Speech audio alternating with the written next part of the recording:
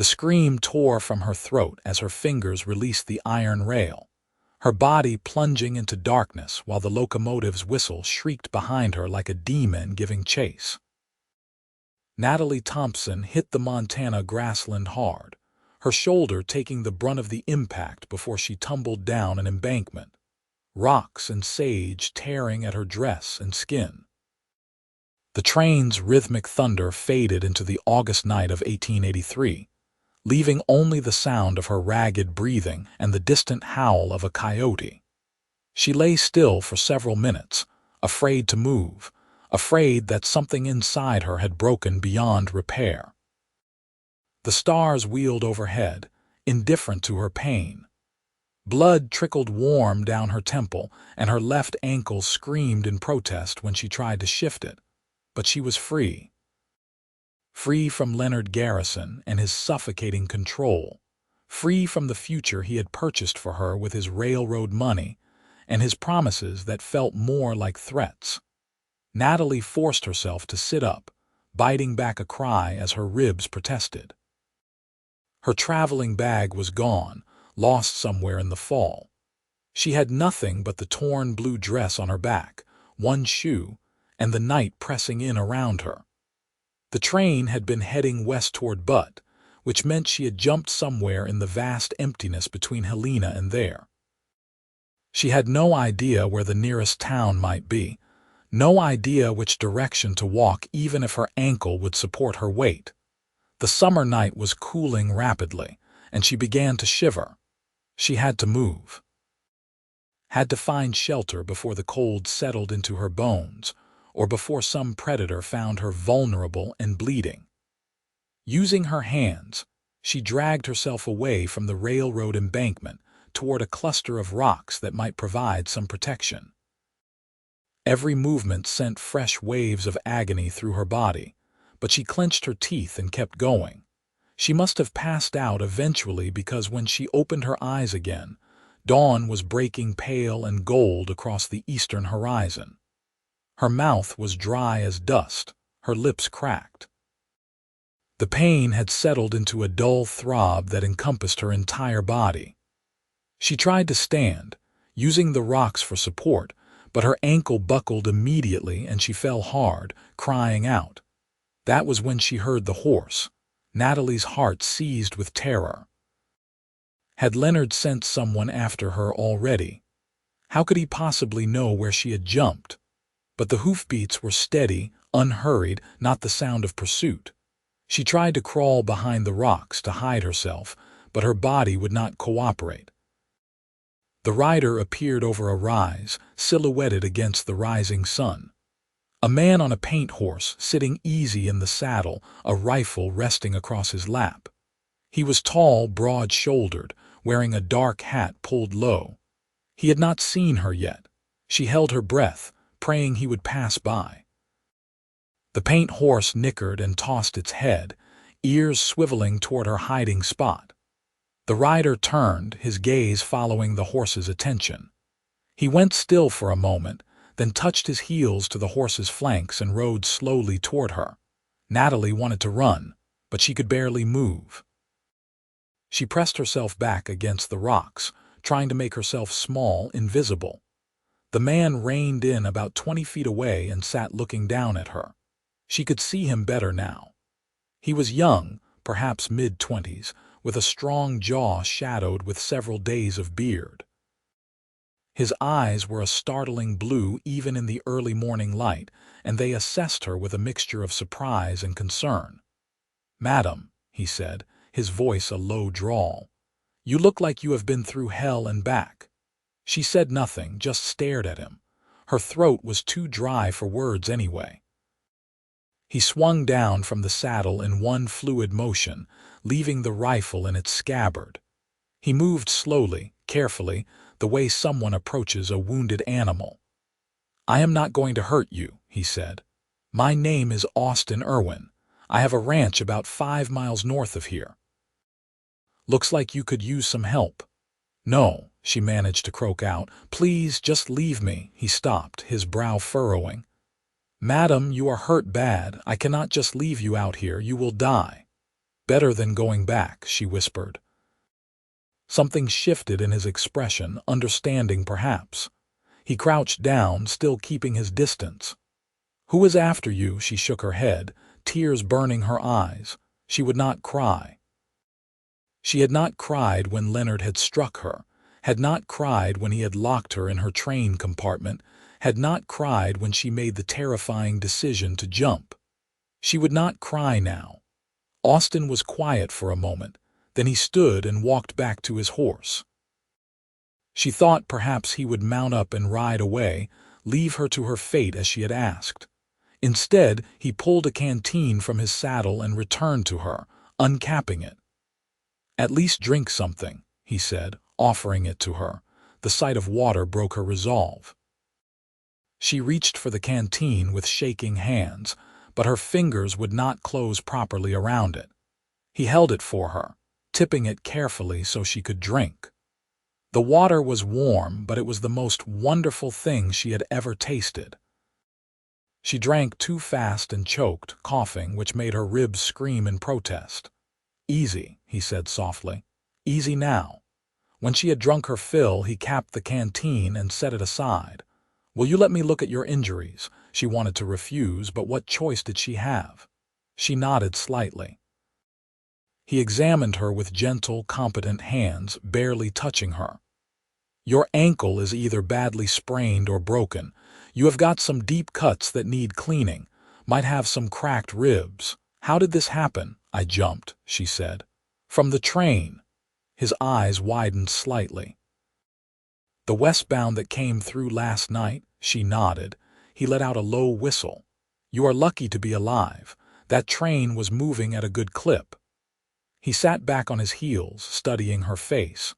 "Someone on that train you were running from." She met his eyes, trying to read his intentions. Could she trust him? Did she have any choice? "My fiancé," she said finally. "He was taking me to Butte to marry me there." "But you did not want to marry him." "No," Austin nodded slowly. "Well, miss, I reckon that is your choice to make, not his." He stood and held out his hand. "My offer stands. I have a ranch house, a bed you can rest in, food, and my sister can help tend your wounds. No one will force you to do anything you do not want to do. You have my word on that." She looked at his outstretched hand, at his open, honest face. She had been so wrong about Leonard, had believed his kindness was genuine when it had all been a mask for his need to control her. How could she trust her judgment now? But the alternative was dying alone in the Montana wilderness, and despite everything, she was not ready to die. She placed her hand in his. His palm was calloused and warm, his grip firm but careful. "Natalie," she said. "Natalie Thompson. Miss Thompson." He smiled, and it transformed his face, made him look younger, kinder.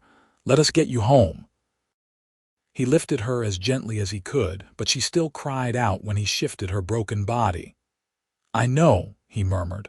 "I am sorry. It will be over soon." He settled her on his horse, then mounted behind her, one arm supporting her against his chest. She had never been this close to a man before, had never felt the solid warmth of a male body against hers.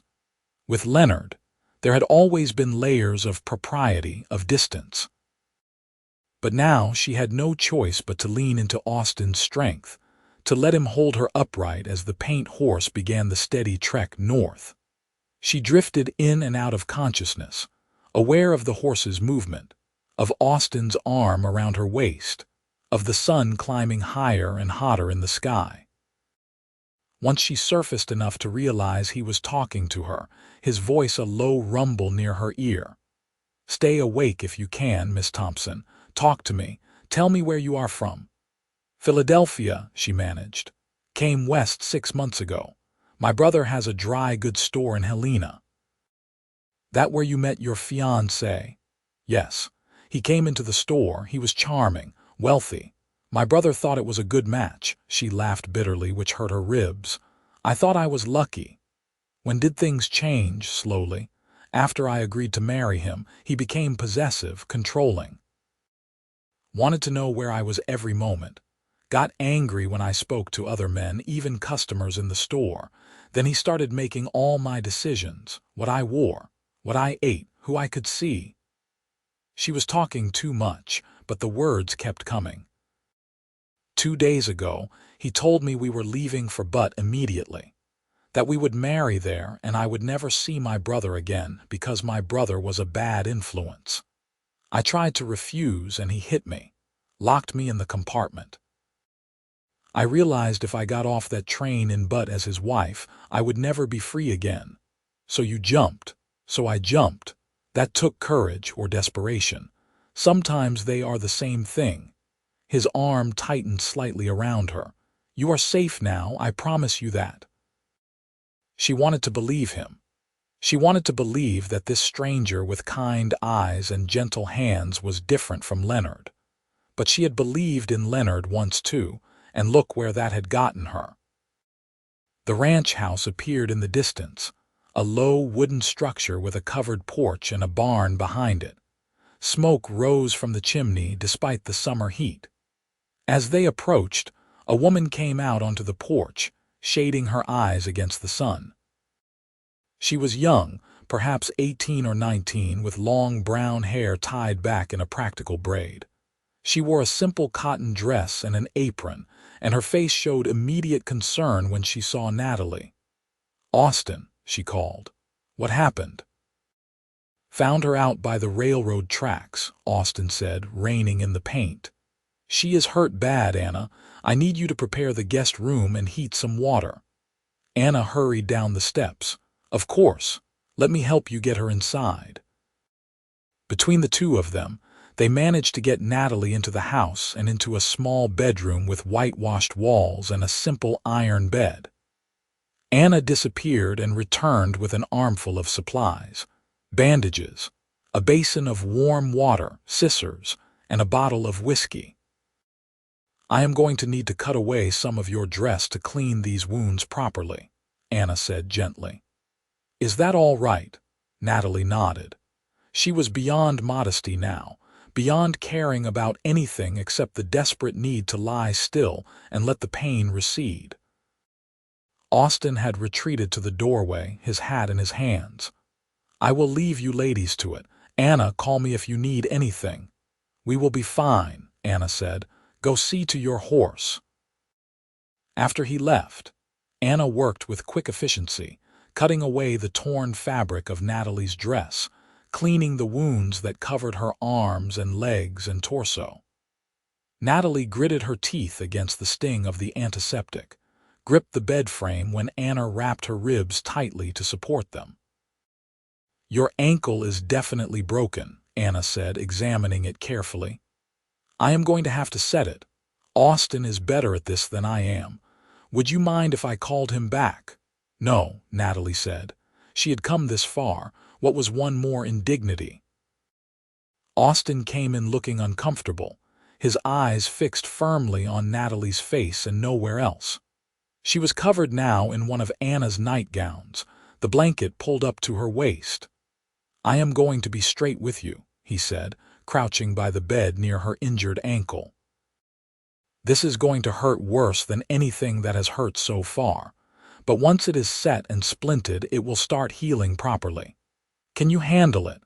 "Do what you need to do," she said. Anna sat on the bed and took Natalie's hand. "Squeeze as hard as you need to."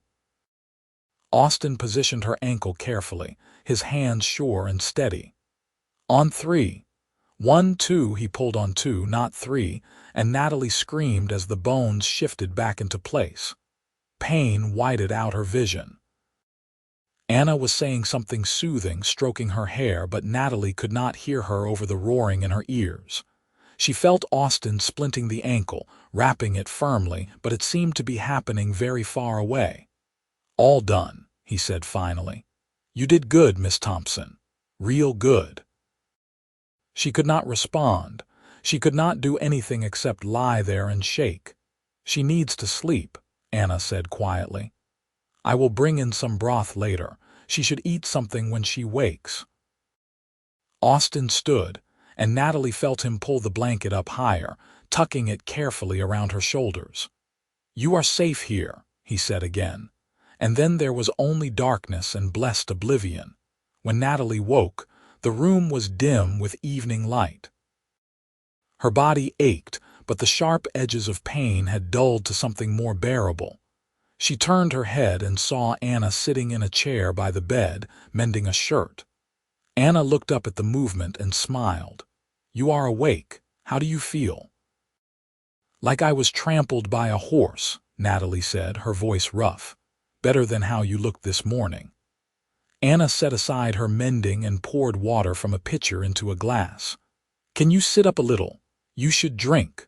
With Anna's help, Natalie managed to prop herself up enough to drink.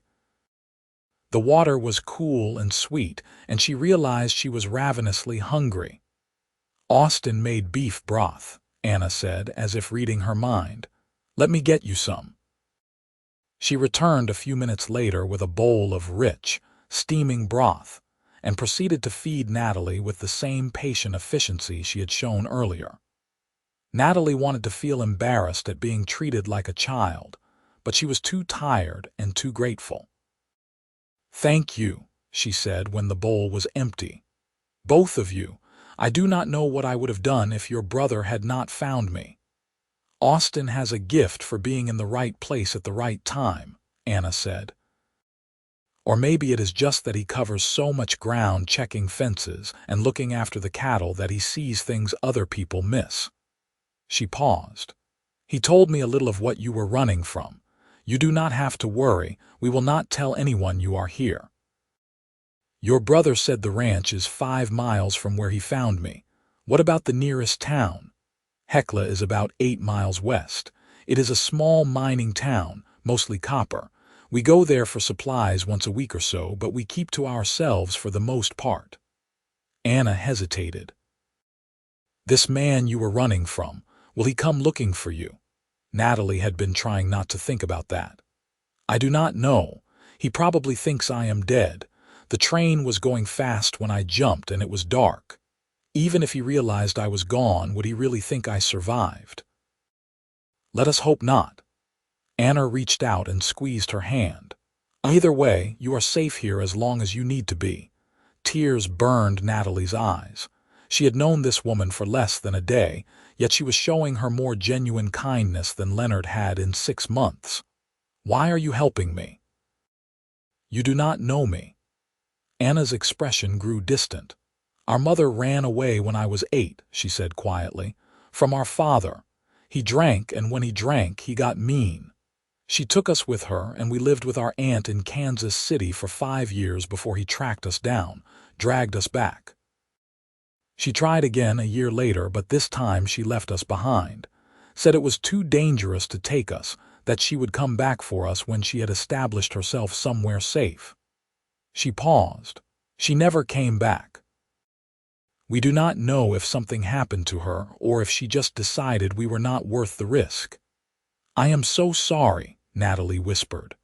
"My father died 3 years ago, left us this ranch and not much else. Austin and I have been working it together since then. We get by." Anna stood and smoothed her skirt. "I guess what I am saying is, I know what it is like to be trapped, to be desperate enough to run. So does Austin. We will not turn away someone who needs help." After Anna left, Natalie lay in the gathering darkness and thought about what she had been told. Austin and Anna had survived their own kind of hell, had built a life for themselves out here in the Montana wilderness. Could she do the same? She had left everything behind, her brother, her home, her entire life in Helena. She could not go back, not if there was any chance Leonard might find her. But what did she have now? No money, no possessions, no skills beyond basic shopkeeping and the decorative arts her mother had insisted she learn back in Philadelphia. She would figure it out. She had to. She had not jumped from a moving train just to give up now. Over the following days, Natalie drifted between sleep and waking, her body demanding rest to heal. Anna was a constant presence, bringing food, changing bandages, chatting easily about ranch life and the weather and anything except Natalie's situation. Austin appeared less frequently, usually in the early morning or evening to check on her progress. He was always polite, always careful to maintain a proper distance, but Natalie found herself watching for his visits, listening for his footsteps on the wooden floor. There was something solid about him, something steady. He moved with the quiet confidence of someone who knew exactly who he was and what he was capable of. His hands, she noticed, were scarred from work but gentle when he checked her splint or helped Anna lift her so the sheets could be changed. He rarely talked about himself, preferring instead to ask her questions about Philadelphia, about her life before Montana, carefully steering clear of any mention of Leonard. A week after Austin found her, Natalie managed to sit up on her own and even spent a few hours in a chair by the window, looking out over the ranchland. The view was both beautiful and stark. Rolling grassland dotted with cattle, the distant mountains purple against the horizon, the sky so blue it almost hurt to look at. It was nothing like Philadelphia with its crowded streets and brick buildings and constant noise. This land was vast and empty and utterly indifferent to human concerns. "It grows on you," Austin said from the doorway, and she jumped, having not heard him approach. He gave her an apologetic smile. "Sorry, did not mean to startle you." "I am just not used to so much quiet," she said. In Philadelphia, there was always noise. Carriage wheels, people shouting, dogs barking. Here, it is like the whole world is holding its breath. He came into the room and leaned against the windowsill, looking out at the land he clearly loved. "I went to Kansas City once when I was 14. Hated every minute of it. Too many people, too many buildings. Felt like I could not breathe." He glanced at her. "I suppose it is the opposite for you. Maybe at first, but I think I am beginning to understand the appeal. No one watching you, no expectations, just you and the land. And the work, do not forget the work." But he was smiling. "It is a hard life out here, always something that needs fixing, always some animal that needs tending. The weather is brutal in winter and the summers are hot and dry, but it is ours, mine and Anna's. We answer to no one but ourselves." "That must be nice," she said softly. He studied her face. "You are healing well. Another week or two and you should be able to get around on crutches. Anna can show you how to manage them. She broke her leg when she was 12 and got pretty good at navigating." "I cannot stay here forever," Natalie said. "I need to figure out what I am going to do, where I am going to go." "No rush," Austin said. "You are welcome here as long as you need. But I cannot even pay you for your hospitality. I have nothing. Everything I owned was in my traveling bag and I lost it when I jumped. We are not asking for payment. We are just helping someone in need." He pushed off from the windowsill. "When you are stronger, if you want to earn your keep, I am sure Anna could use help around the house. She does all the cooking and cleaning on top of helping me with the ranch work. But that is for later. Right now, you just focus on getting better." He left before she could respond, and Natalie turned back to the window, her emotions a tangled mess. She was grateful, desperately grateful, but gratitude brought its own kind of obligation. She did not want to be a burden, did not want to be someone who needed rescuing. She had spent 6 months with Leonard being treated like a helpless child who could not make her own decisions. She would not fall into that trap again, even with people as genuinely kind as Austin and Anna. By the 3rd week, Natalie was mobile enough to navigate with crutches, though her ribs still ached and her ankle throbbed if she put too much weight on it. Anna had given her several dresses that had belonged to their mother, altered to fit Natalie's smaller frame. Wearing them made her feel human again, less like an invalid. She insisted on helping with the household chores, starting small with things she could do sitting down, mending, shelling peas, folding laundry. Anna protested at first, but Natalie was firm. "I need to do something," she said. "Please, I cannot just sit around being useless." Anna relented, and soon Natalie fell into a routine. She would wake early, help Anna prepare breakfast for the three of them, then tackle whatever tasks she could manage while Anna went out to help Austin with the ranch work. In the afternoon, she would rest, then help with supper preparation. It was simple work, domestic work, the kind of thing she had done in her brother's household in Helena. But somehow it felt different here. There was no judgment, no sense that she was falling short of some impossible standard. Anna and Austin were simply grateful for the help, and their gratitude felt genuine. She learned more about the siblings in those quiet weeks.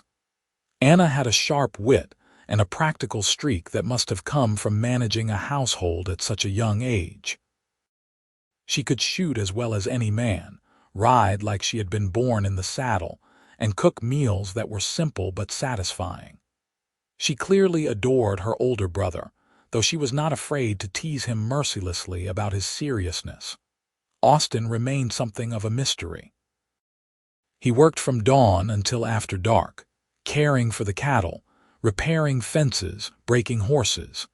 He spoke little but watched everything with those startling blue eyes. Natalie sometimes caught him looking at her during meals, a thoughtful expression on his face, but he always glanced away when she met his gaze. One evening in late September, after Anna had gone to bed, Natalie was sitting on the front porch, enjoying the cool air and the vast sweep of stars overhead. She heard the screen door open behind her and knew without looking that it was Austin. "Mind if I join you?" he asked. "Please." He settled into the chair beside her with a quiet sigh, stretching out his long legs. They sat in comfortable silence for a while, listening to the distant yipping of coyotes. "Anna told me about your mother," Natalie said finally. "I am sorry. It was a long time ago. Still. It must have been hard." He was quiet for a moment. "The leaving was not the hard part. I understood why she left. My father was cruel when he drank, and he drank more and more as I got older. What was hard was the hope." For 2 years after she disappeared the second time, Anna kept believing she would come back, kept watching the road, kept asking when Ma would return.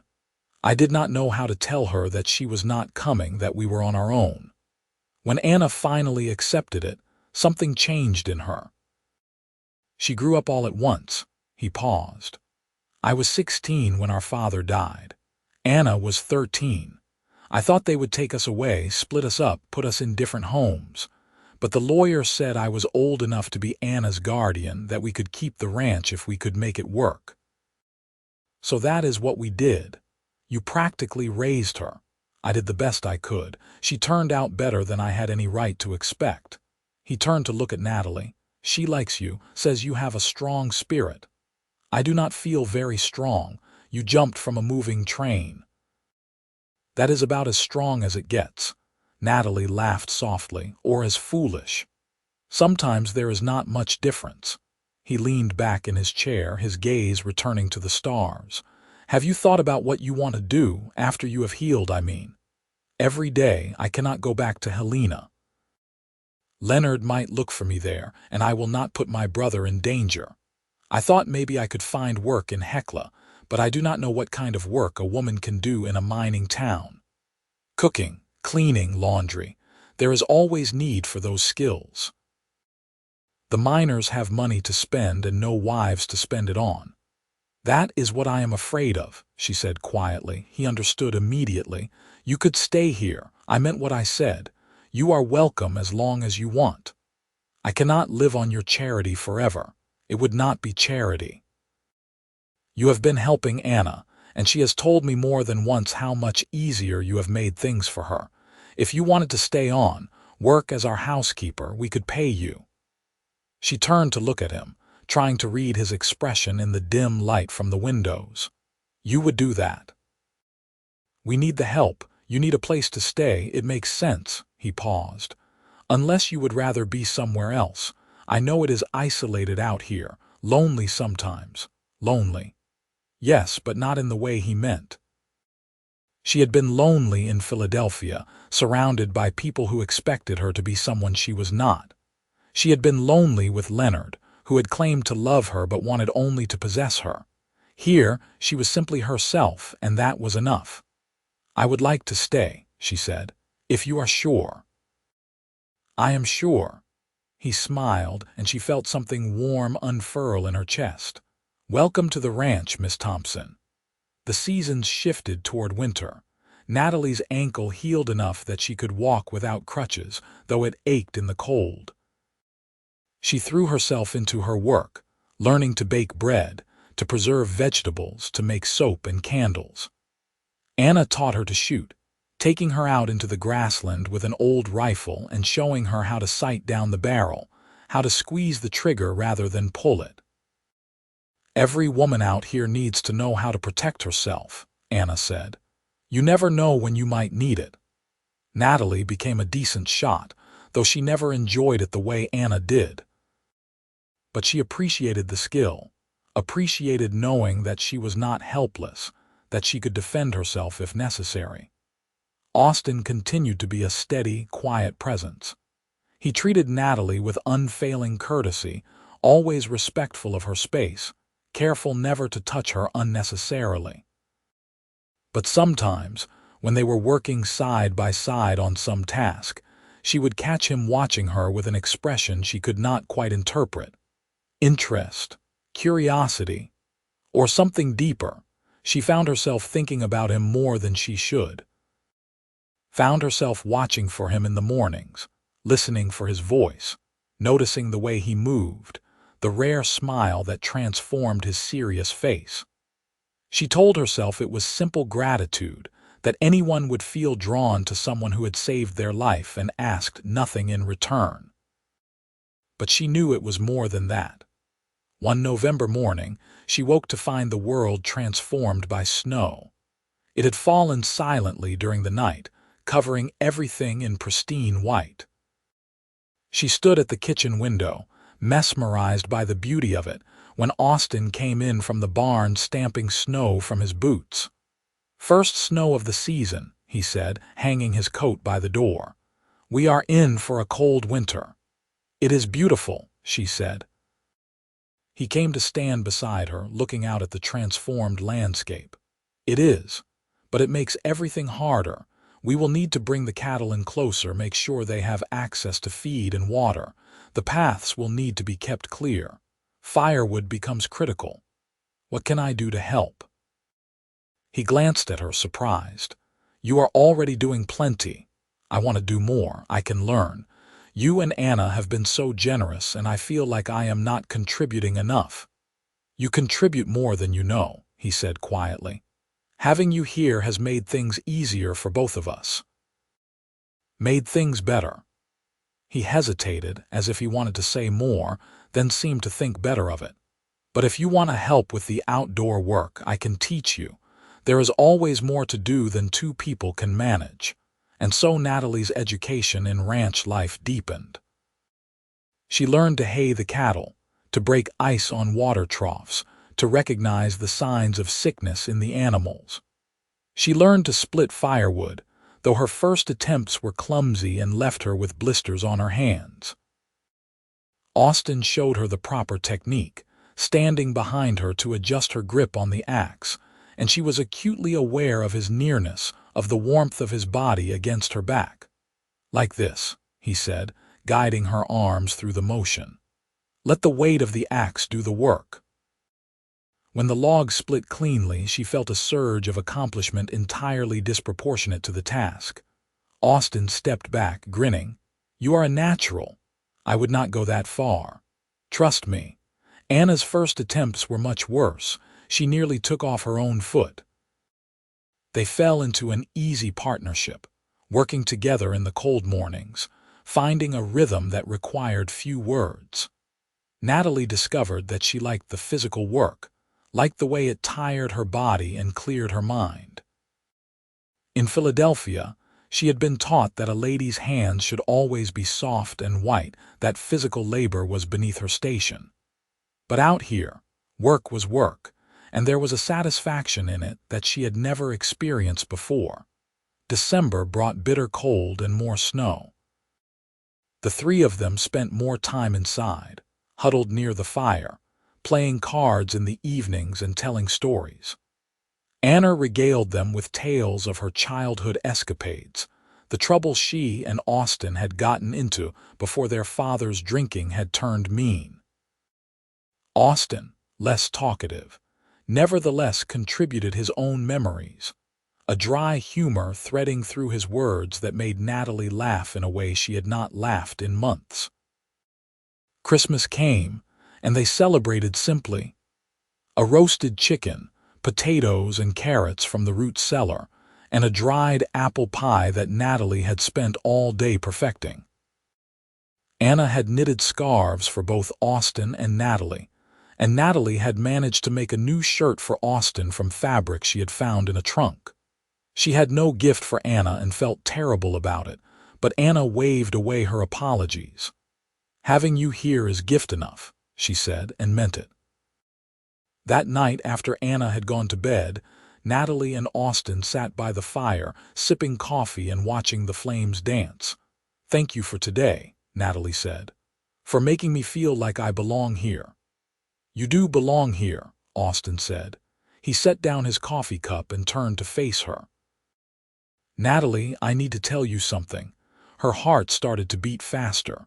"What is it?" "I have been thinking about this for a while now, probably longer than I should have before saying anything." He took a breath. "When I found you out there by the railroad tracks, broken and bleeding, I just wanted to help you. Wanted to make sure you survived. But over these past months, watching you heal, watching you become part of this place, part of our lives, I have come to care for you. More than I should, maybe. More than is wise." She could hardly breathe. "Austin, let me finish, please." He ran a hand through his dark hair, a gesture of nervousness she had never seen from him before. "I know you have been through hell with that man who tried to control you. I know the last thing you probably want is another man declaring his feelings. But I am not him. I would never try to own you, never try to make you into something you are not.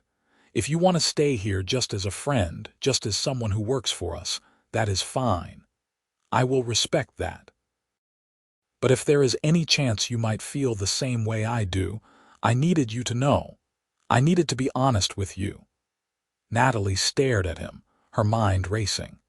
She had known, on some level, that her feelings for Austin had grown beyond gratitude or friendship.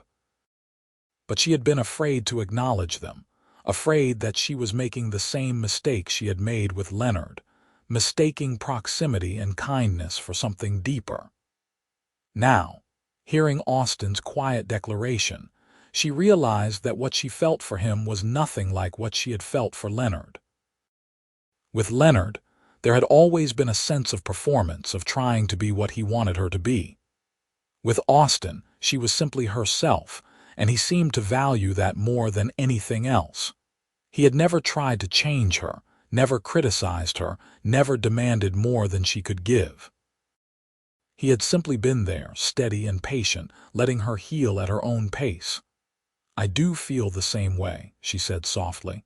"I think I have for a while now. I was just afraid to admit it, even to myself." The hope that flared in his eyes made her heart ache. "You do not have to be afraid. Not with me. Not ever." He reached out slowly, giving her time to pull away if she wanted. When she did not, he took her hand in his calloused fingers gentle. They sat like that for a long time, hands clasped, watching the fire burn down to embers, neither of them needing to say anything more. Winter deepened its grip on Montana, and Natalie and Austin navigated their new relationship with care. They were both cautious, both aware that they carried wounds from the past. But slowly, tentatively, they learned to trust what was growing between them. Austin courted her in small ways, bringing her wildflowers he found on his rounds of the property, sitting with her in the evenings while she mended, teaching her to ride so they could explore the ranch together. He never pushed for more than she was ready to give, never made her feel pressured or obligated. Anna watched their growing closeness with obvious delight. "I was wondering when you two would figure it out," she said one afternoon when she and Natalie were alone in the kitchen. "You have been making eyes at each other for months." Natalie felt her cheeks flush. "We have not. You absolutely have. Austin is terrible at hiding his feelings. He looks at you like you hung the moon." Anna grinned. "I think it is wonderful. You are good for him. You make him smile more, make him remember there is more to life than just work." "He is good for me too," Natalie admitted. "I did not think I would ever be able to trust anyone again after Leonard, but Austin is different. He does not try to control me. He just wants me to be happy." "That is what real love looks like," Anna said. "Not ownership, but partnership, mutual respect. I am glad you found each other." By March, when the snow began to melt and the first green shoots appeared in the grassland, Austin asked Natalie to marry him. He did it simply, without fanfare, on a Sunday afternoon when they were walking together near the creek that ran through the property. "I know we have not been courting long," he said, "and I know you have reasons to be wary of marriage, but I love you, Natalie. I want to build a life with you, a real partnership where we make decisions together and support each other. Will you marry me?" She thought about the woman she had been a year ago, trapped on a train, desperate enough to risk death for a chance at freedom. She thought about the journey that had brought her here, to this man who had found her broken and helped her heal, not just her body but her spirit, and she knew with absolute certainty that this was what she wanted. "Yes," she said. "Yes, I will marry you." His smile was worth everything she had endured to get here.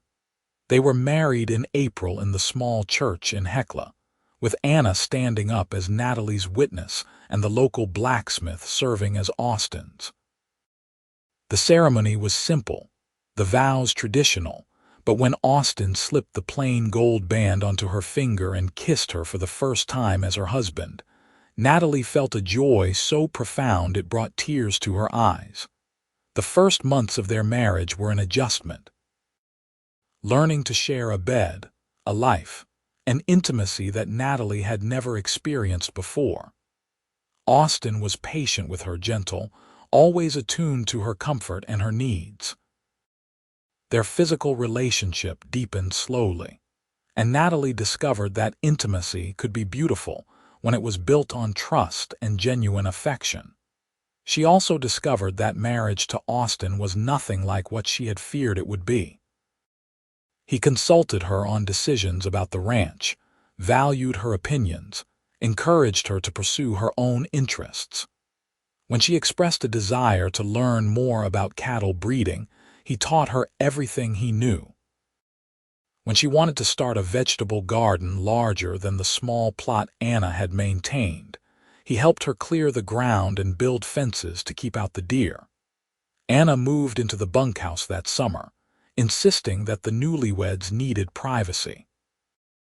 "Besides," she said with a mischievous grin, "I am 18 now, old enough to have my own space.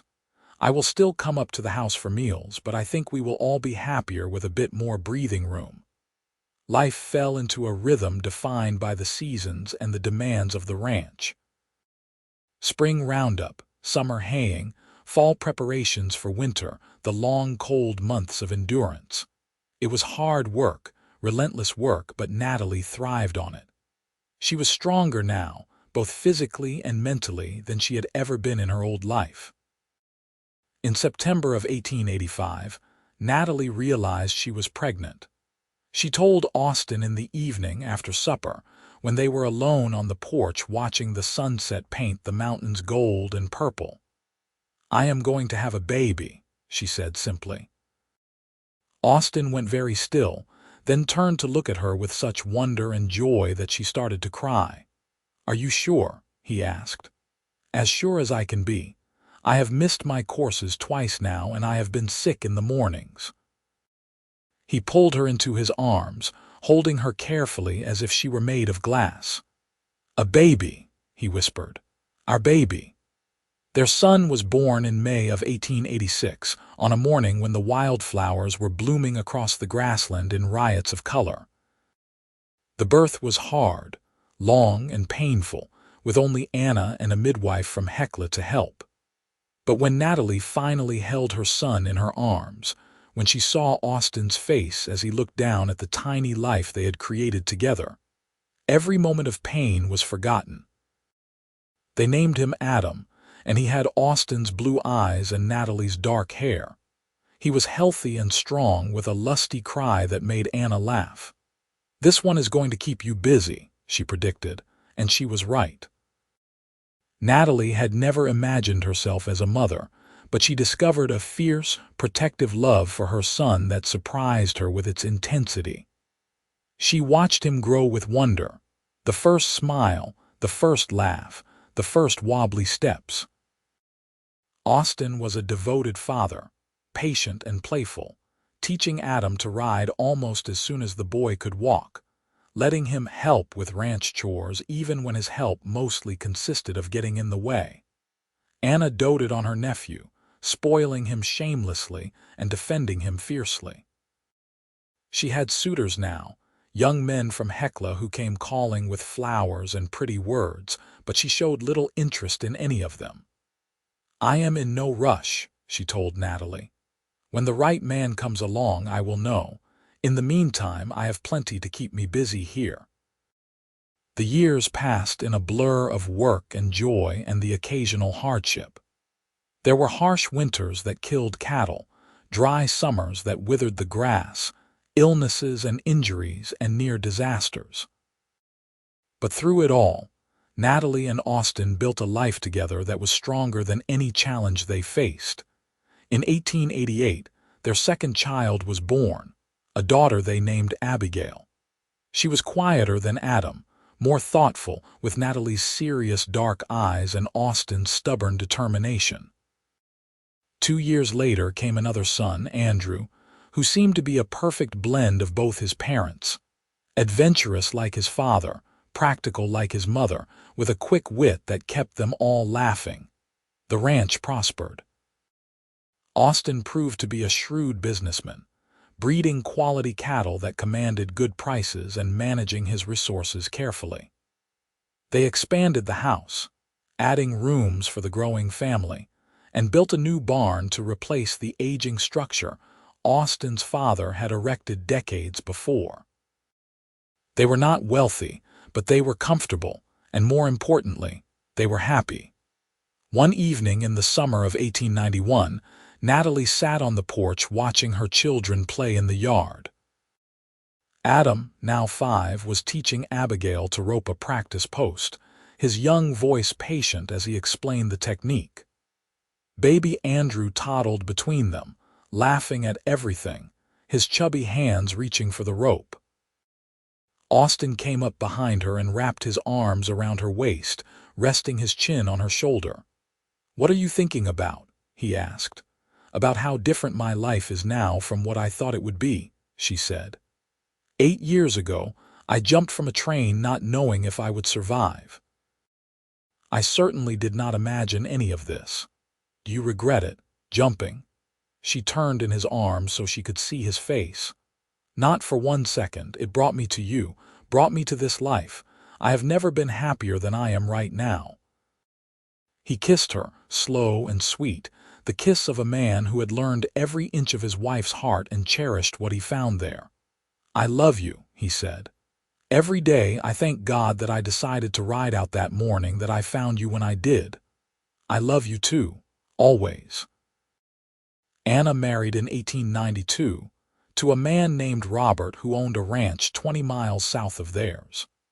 The wedding was a joyful occasion, and though Natalie would miss Anna's daily presence, she was happy for her friend.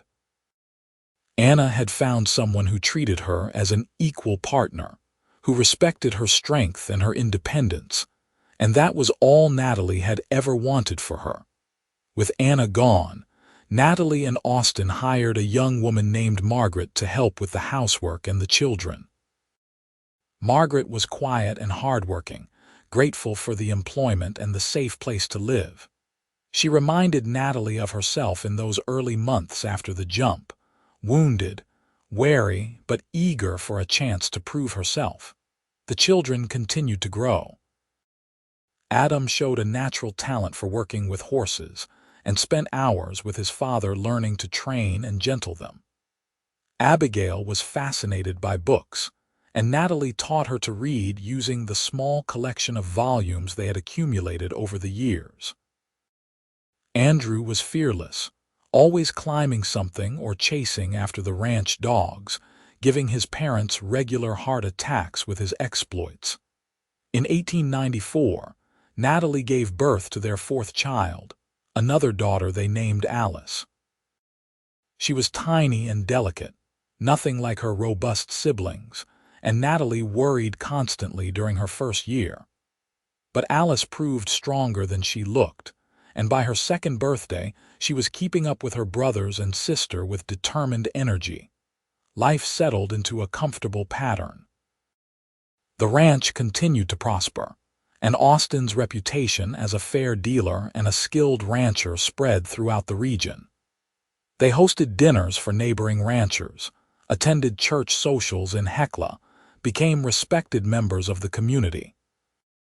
Natalie sometimes thought about her old life in Philadelphia, about her brother in Helena, but she had no desire to return to either place. This was her home now. These were her people, and she had never felt more herself than she did here. One afternoon in October of 1896, Natalie was working in the kitchen when she heard a horse approach at speed. She looked out the window and saw a man she did not recognize riding up to the house. Something about his bearing, about the expensive cut of his clothes despite the dust of travel, made her heart start to pound. Austin was out on the range with Adam. Margaret had taken the younger children to visit Anna for the afternoon. Natalie was alone. The man dismounted and walked up to the porch. He was in his 50s, well-dressed, with hard eyes and a mouth set in a grim line. Natalie opened the door before he could knock, keeping herself in the doorway, blocking his entry. "Can I help you?" she asked, keeping her voice steady. "I am looking for Natalie Thompson," he said. "I was told she might be here." Natalie's blood turned to ice. "Who is asking? My name is Charles Garrison. Leonard Garrison was my son." The world tilted. Natalie gripped the doorframe to steady herself. He died 3 years ago. Cholera outbreak in Butt. Charles Garrison studied her face. "You are her, are you not? The woman who jumped from the train." There was no point in denying it. "I am. May I come in? I have traveled a long way and I think we need to talk." Every instinct screamed at her to refuse, to shut the door in his face and send him away. But Austin had taught her that running from problems rarely solved them. "All right, but my husband will be home soon, and he will not take kindly to any threats." "I am not here to threaten you, Mrs. Irwin." He had noticed the ring on her finger, the name she had claimed. "I am here to apologize." That was so unexpected that Natalie could only stare at him. She stepped back and let him enter, leading him to the kitchen table. She poured coffee with shaking hands and sat across from him, waiting. Charles Garrison wrapped his hands around the mug and looked down into its depths. "I did not know," he said finally, "what my son was doing to you, how he was treating you. I knew he was possessive, knew he had a temper, but I thought it was just youthful passion. I did not realize it had crossed the line into something darker." "How did you find out?" "After you disappeared, Leonard came home in a rage. Said you had jumped from the train, that you were probably dead, but he was going to find your body to be sure. He hired men to search the area where he thought you had jumped. When they did not find you, he became obsessed. He was convinced you had survived and were hiding somewhere." Charles looked up, his eyes pained. In his ranting, he revealed things, how he had hit you, how he had locked you in that compartment, how he had planned to cut you off from everyone you knew once you were married. "You confronted him." "I did. We argued. He told me I did not understand, that you needed to be controlled, that you were too independent, too willful. That is when I realized my son was not the man I thought he was. He paused. I cut him off, told him he would not see another penny of my money until he got help. He refused, moved to butt and tried to make it on his own. He did not have the temperament for it. He was drowning in debt when the cholera came. Natalie did not know what to feel. Leonard was dead. The man who had terrified her, who had driven her to such desperate measures, was gone. She felt no joy at the news, but no grief either, just a strange sense of finality. I spent the last 3 years trying to find you, Charles continued. Not to hurt you or force you back into anything. I just wanted to know if you had survived. Wanted to apologize for my son's actions, for my own blindness in not seeing what he was sooner. I finally tracked your brother down in Helena. He told me you had disappeared after getting engaged to Leonard, that he had no idea what had happened to you. But he mentioned you had once talked about seeing Montana, about the wide open spaces.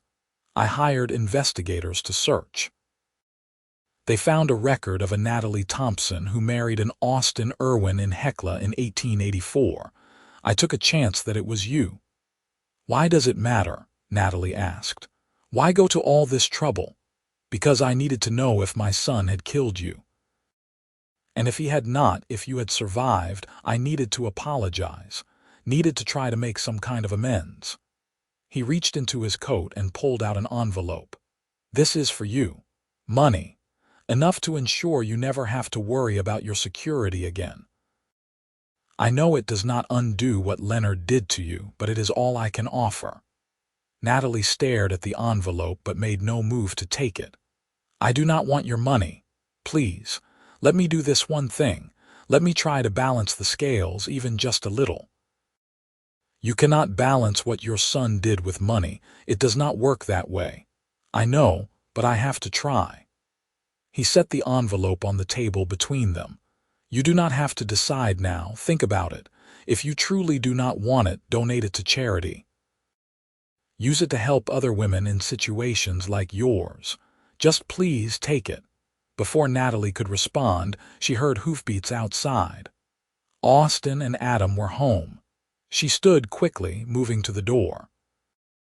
Austin swung down from his horse, his eyes immediately going to the strange mount tied to the porch rail.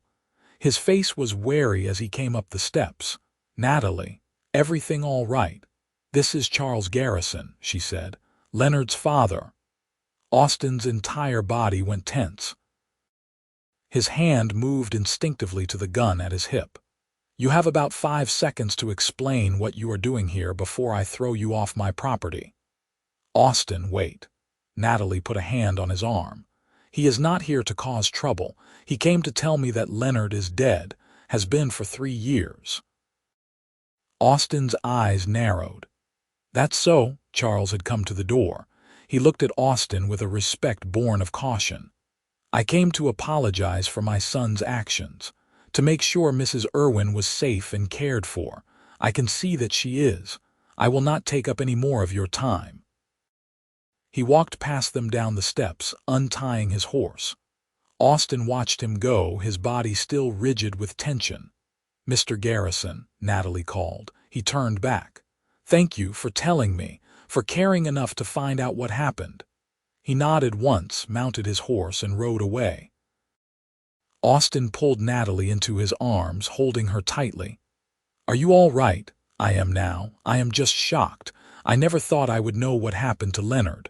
Never thought I would get any kind of closure. She leaned back to look at her husband's face. He is really gone, Austin.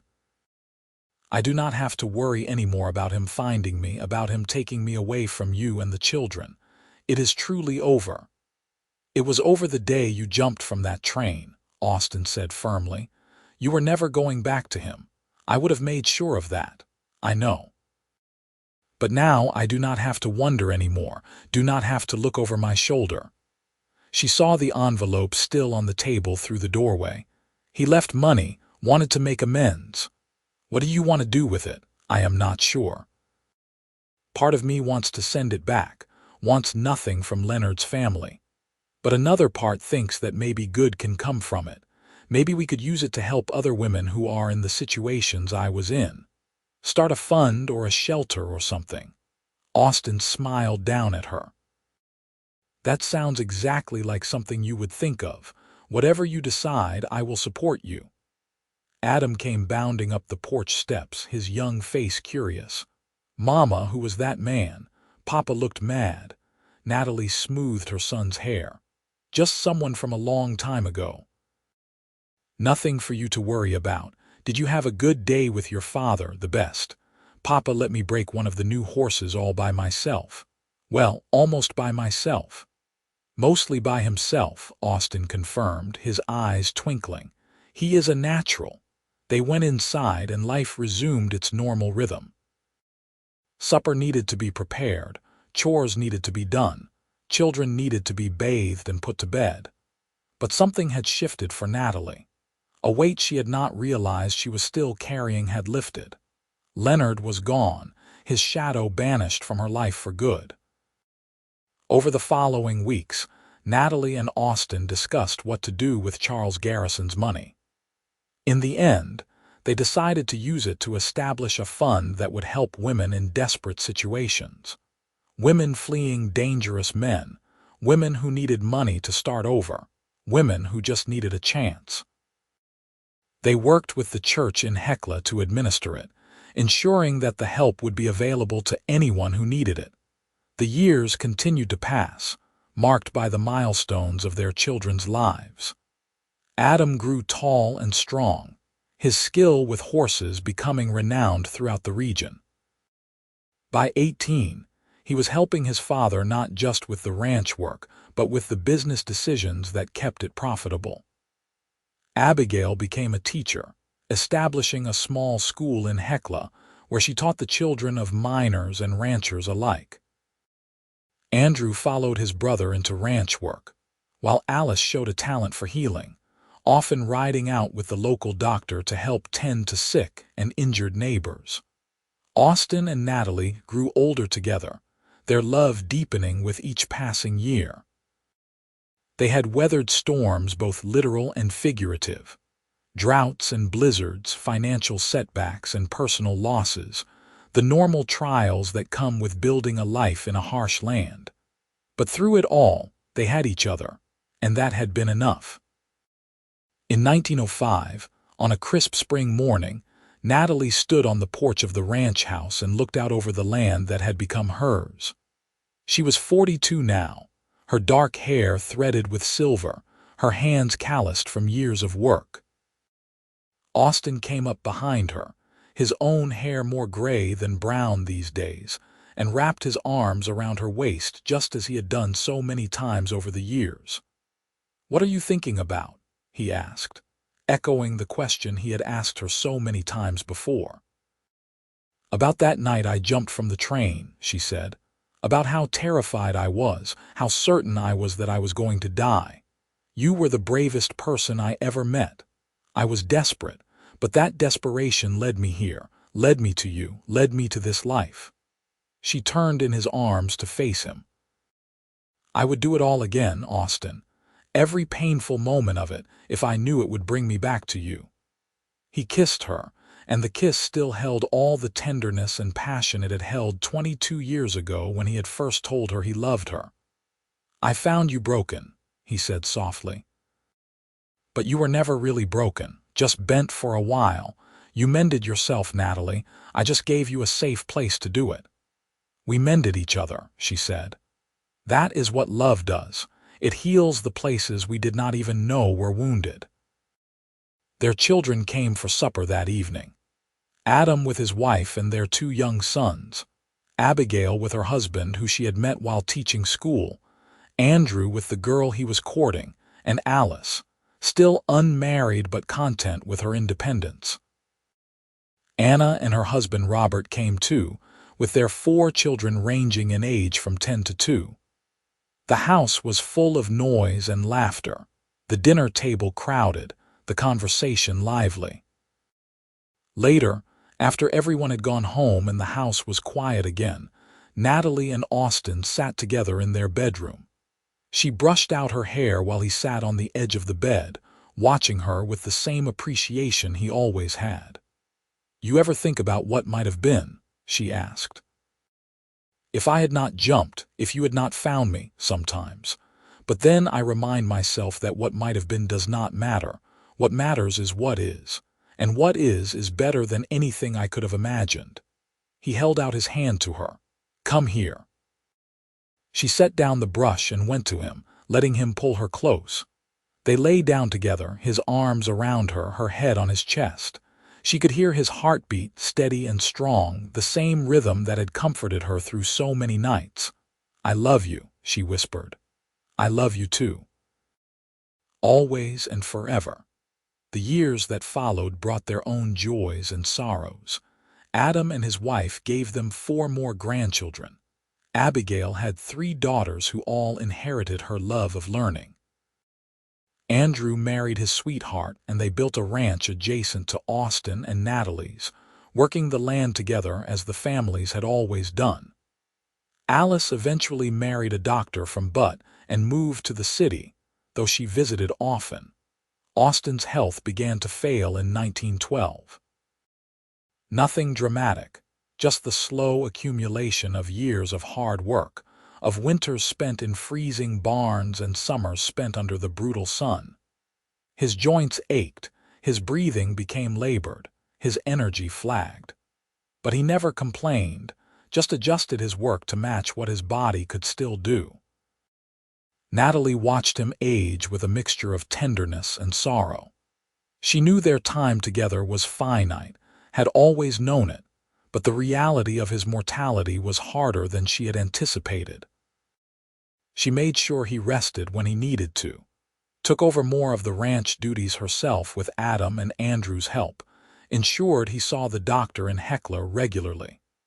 One evening in the late summer of 1914, Austin and Natalie sat together on the porch as they had done countless times over the years. The sun was setting in a blaze of orange and pink, and the air was filled with the sound of crickets and the distant lowing of cattle. "You remember the first time we sat here together?" Austin asked. "When I told you about my mother, I remember. You told me about Anna's hope, about how hard it was when that hope died. You gave us new hope. Me and Anna both. You showed us that good things can come from terrible circumstances, that life can surprise you in the best possible ways." He took her hand, his grip weaker than it used to be but still warm. "I want you to know that every day I have spent with you has been a gift. You made my life richer, fuller, more meaningful than I ever thought possible." Tears slid down Natalie's cheeks. "Austin, do not talk like this. You are not going anywhere. Not yet. But when I do, whenever that is, I want you to remember something. You are strong, Natalie, stronger than you give yourself credit for. You survived Leonard. You survived that jump. You built a life out here that would break most people. When I am gone, you will survive that too. You will keep going because that is what you do. I do not want to keep going without you. Yes, you do. You have children who need you, grandchildren who adore you. You have a whole life ahead of you still." He squeezed her hand. "Promise me you will not spend whatever time you have left mourning me. Promise me you will keep living, really living, the way you have since you came here." "I promise," she whispered, though the words hurt to say. Austin died in his sleep in March of 1915. His body simply giving out after 60 years of hard living. Natalie woke to find him cold beside her, his face peaceful, his struggles finally over. She lay beside him for a long time, holding his hand, saying goodbye to the man who had saved her life in every way that mattered. The funeral was well attended.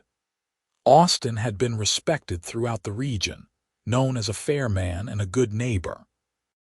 Natalie stood between Adam and Abigail, accepting condolences from what seemed like half of Montana.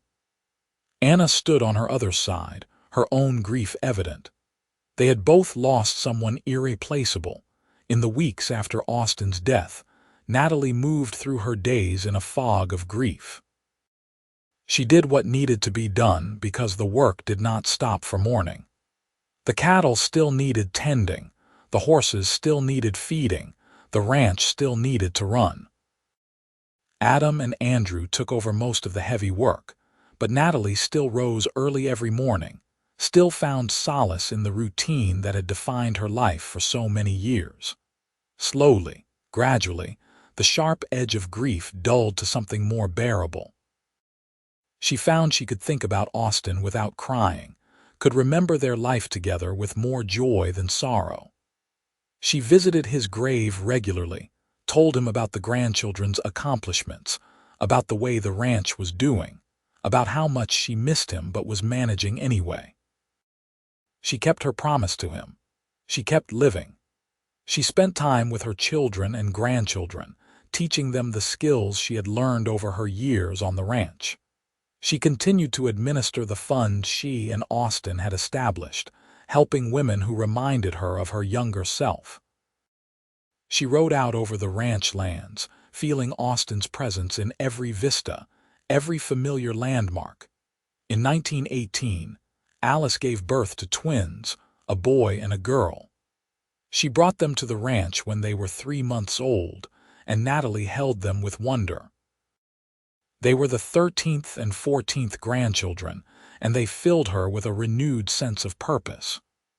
Austin might be gone, but his legacy lived on in these children, in the family they had built together. Anna came to visit one afternoon in July, bringing fresh baked bread and news from her own family.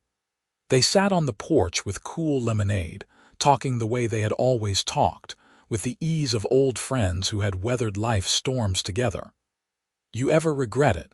Anna asked suddenly. "Jumping from that train. Everything that came after." Natalie looked out over the land, the grassland rolling away to distant mountains, the sky vast and blue above. She thought about the terrified girl she had been that August night in 1883, hurling herself into darkness with no idea if she would survive. She thought about the life that girl had built from that single desperate act of courage. "Not for 1 second," she said. "It was the best decision I ever made. Austin would be proud of you, of how you have carried on." "I hope so. I try to live in a way that would make him proud," Natalie smiled. "But more than that, I try to live in a way that makes me proud. That is what he taught me. That my life is mine to shape, that I have the strength to face whatever comes." They sat in comfortable silence, two women who had survived their own kinds of hell and come out stronger on the other side. The sun moved across the sky, the shadows lengthened, and the day eased toward evening. Natalie lived another 12 years, dying peacefully in her sleep in 1930 at the age of 67. She was surrounded by family to the end, children and grandchildren who had all been shaped by her strength and her love. At her funeral, Adam spoke about how she had been the heart of their family, the steady center around which they all revolved. Abigail read a poem about courage and resilience that might have been written specifically for her mother. Andrew and Alice simply stood together, holding hands, their grief too deep for words. They buried Natalie next to Austin on a hillside overlooking the ranch, under a sky so blue it seemed to go on forever. Her gravestone was simple. Natalie Thompson Irwin, 1863–1930. Beloved wife, mother, and grandmother. She jumped and she flew. The ranch stayed in the family for generations, passed down through Adam's line and then through his children. The story of how Natalie came to be there, of the desperate jump that brought her to Montana and to Austin, became family legend. Each generation heard the tale and drew their own lessons from it, about courage in the face of fear, about the importance of choosing your own path, about how love can heal even the deepest wounds. In the end, what mattered was not the trauma that had driven Natalie from that train, but what she had built in the years after. A life of meaning and purpose, of love and family, of hard work and deep satisfaction. She had been broken when Austin found her on that August morning in 1883, but she had not stayed broken. She had healed, grown stronger, and created something beautiful from the wreckage of her past. That was her true legacy. Not the fear that had made her jump, but the courage that had kept her moving forward, day after day, year after year, building a life that was entirely her own. And in that, she had found a freedom more profound than she had ever imagined possible when she let go of that train and fell into the Montana darkness, trusting that somehow, someway, she would survive. She had done more than survive. She had thrived, and that made all the difference.